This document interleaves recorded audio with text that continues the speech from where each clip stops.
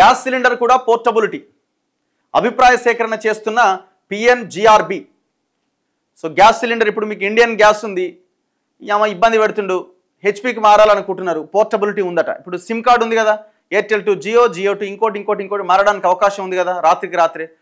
So అంటే number మారకుండా మీరు వేరే నెట్వర్క్ మారిపోవచ్చు. సేమ్ ఇక్కడ కూడా సిలిండర్ని కూడా ఒక కంపెనీ మీద మీరు తీసుకొని ఉంటే అక్కడ నుంచి ఇంకో కంపెనీకి మారడానికి ఈ పోర్టబిలిటీ అవకాశాన్ని తెస్తున్నారట. మీ వంట గ్యాస్ సిలిండర్ ఇచ్చే కంపెనీతో ఏజెంట్తో ఇబ్బందులు ఉన్నాయా? అయితే వారిని వెంటనే మార్చేసుకోండి. మొబైల్ నెంబర్ను ఇష్టం వచ్చిన సర్వీస్ ప్రొవైడర్కు ఎలా మార్చుకోవచ్చో అలాగే ఇకపైన గ్యాస్ ఏజెన్సీని కూడా మార్చేసుకోవచ్చు. ఈ సేవలు త్వరలో అందుబాటులోకి వచ్చే అవకాశం ఉంది. గ్యాస్ ఏజెన్సీలు మార్చుకునేందుకు మొబైల్ పోర్టబిలిటీ తరహా సేవలను త్వరలో అందుబాటులోకి తేబోతున్నారు. ప్రస్తుతం దీనికి సంబంధించి వినియోగదారులు భాగస్వామ్య పక్షాల నుంచి అభిప్రాయ సేకరణ జరుగుతున్నట్లు పెట్రోలియం మరియు సహజ వాయువు నియంత్రణ బోర్డు వెల్లడించింది. దీనికి సంబంధించి కేంద్రం 2013లోనే పైలట్ ప్రాజెక్టు కింద 24 జిల్లాల్లో పోర్టబిలిటీ సేవలు అందుబాటులోకి తెచ్చింది. ఆ తర్వాత 2014లో 13 రాష్ట్రాల్లోని 480 జిల్లాల్లో ఈ పైలట్ ప్రాజెక్టు విస్తరించింది.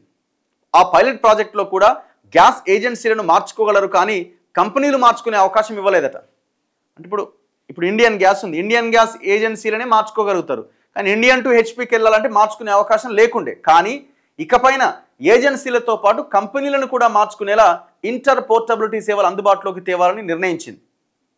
ఇది మంచిదే, ఎందుకంటే వాళ్ళలో కూడా కొంత జవాబుదారం, ట్రాన్స్పరెన్సీ ఉంటుంది, కొంత ఖచ్చితత్వంతో పనిచేస్తారు.